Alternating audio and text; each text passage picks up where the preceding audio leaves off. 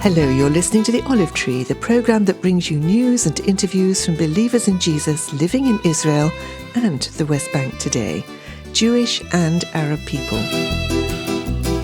Recently, after a long gap of over 2 years due to COVID, I was able to travel to Israel once again to record these programmes.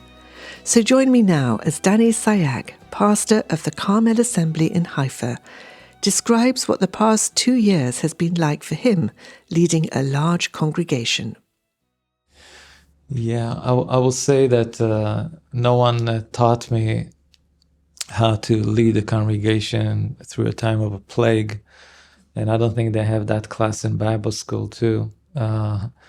So it was something that we actually needed to learn, how to deal with the congregation, how to pastor a congregation with all of the restrictions and all of the fears and the worries and sicknesses and lockdown. And we just praise the Lord for technology that we could use, especially the Zoom technology, to have meetings online, live with the members of the congregations, especially through the lockdown, and also to have we felt that we need to continue with the Shabbat service, even if it's a small number of people. So we had moments when we could meet only 10 people. So we will have a small worship team and soundman and cameraman and the preacher and a translator, and we will just have it live from our congregation, and people will connect in their homes. And but also we felt that even though we have restrictions, we felt that we needed to connect with our people also physically. So we will have a lot of home visits. So we will, I remember a time when I had to bake a lot of cookies, and I took cookies to the people's homes. We will keep distance of 2 meters because back then it was the restriction. But so we felt that, even though all the restriction, we maintain, close relationship with the members of the congregation. And a positive things also that took place is that, we are a praying congregation, but it took it to another level. And since the beginning of the plague, we felt that we needed to pray every day. So we started a prayer meeting every day, 6 o'clock in the morning for 1 hour on Zoom. And that prayer meeting goes until today. So it's from I believe Monday through Friday, and we have people just connecting, and we praying for the land, praying for the congregation, and it's something that we thought it will be just for a season, but it seems like people really wanted to pray, and we see the impact on that in the congregation and also in our land. But also in that time, we felt that we saw a new generation of believers coming to faith. And so when we opened the congregation, when we were able to meet again, the restriction was that you could have 50 people inside, but about 200 outside.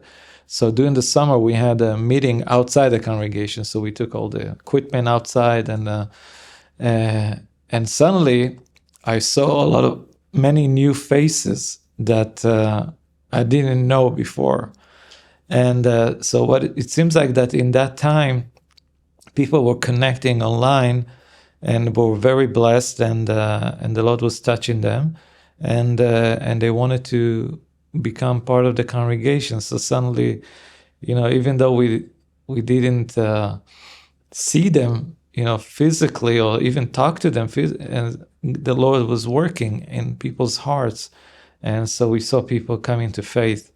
And also something that I forgot to mention, that we always, in that 2 years, we made sure that we reaching out to the lost through home visits of taking food to them.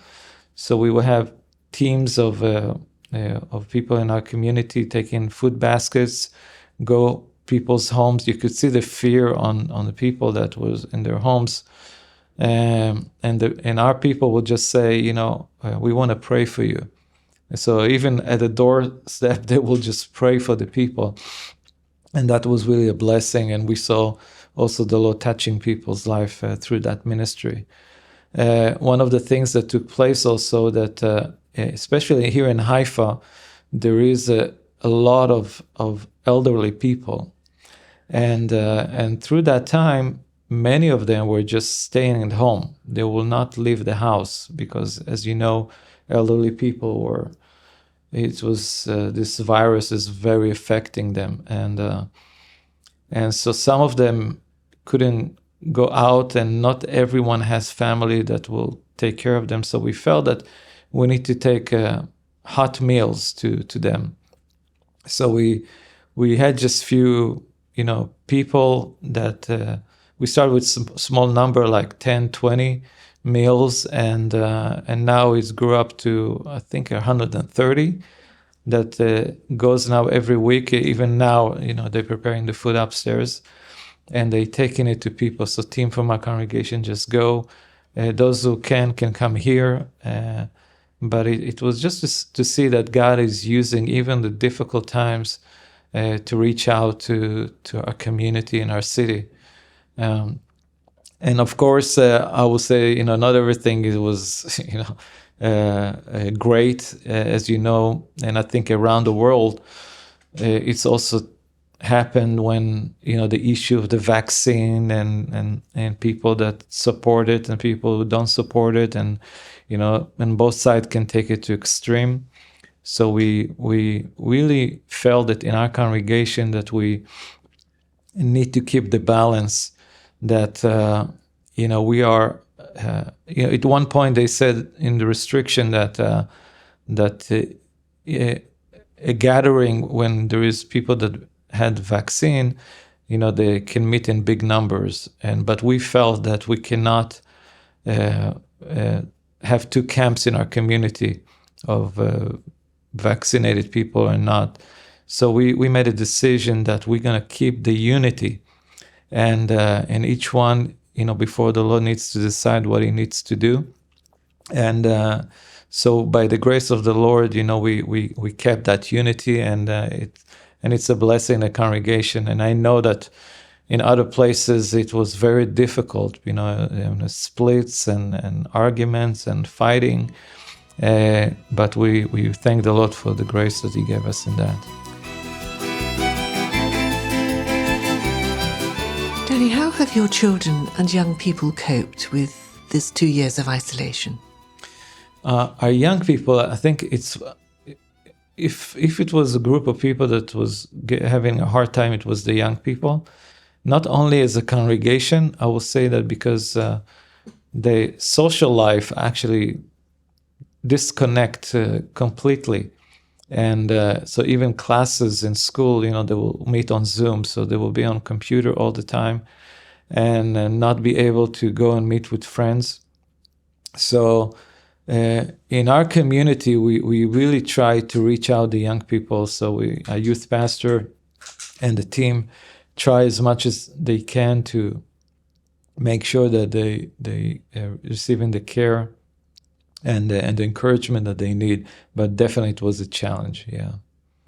And do you find that there's an enthusiasm or a reluctance to come together again now? Is the fear element still strong?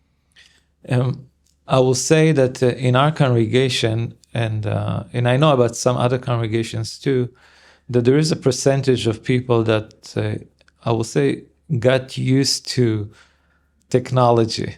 So, it's nice to stay home and watch the service with a cup of coffee or tea and not, stay in your pajama and not coming to the congregation.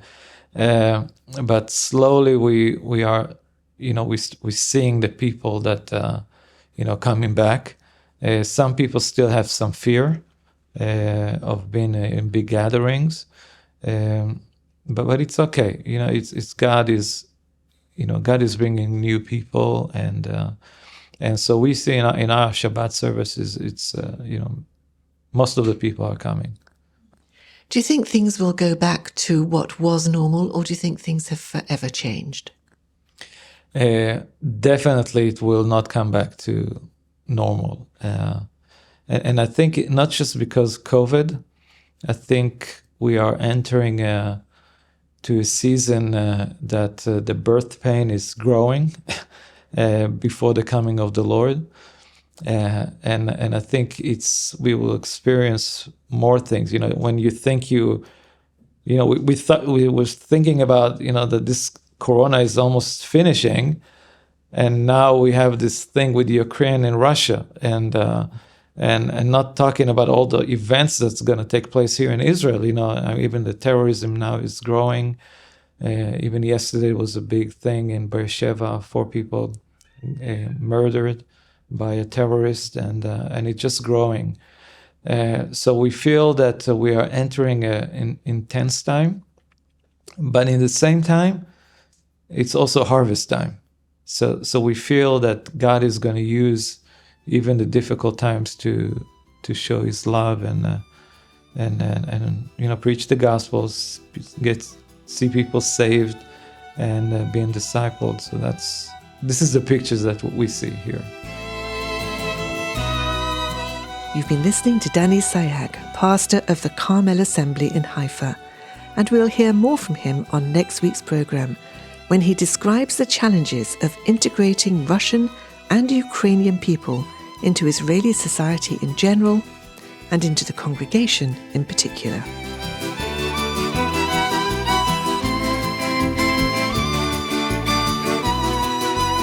The Olive Tree Reconciliation Fund is a Christian charity based in the UK that supports the needs of both Jewish believers and Arab or Palestinian Christians living in Israel and the wider Middle East.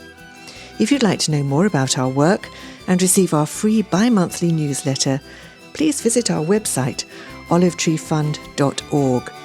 Meanwhile, join me at the same time next week for another story from the Olive Tree. Until then, goodbye.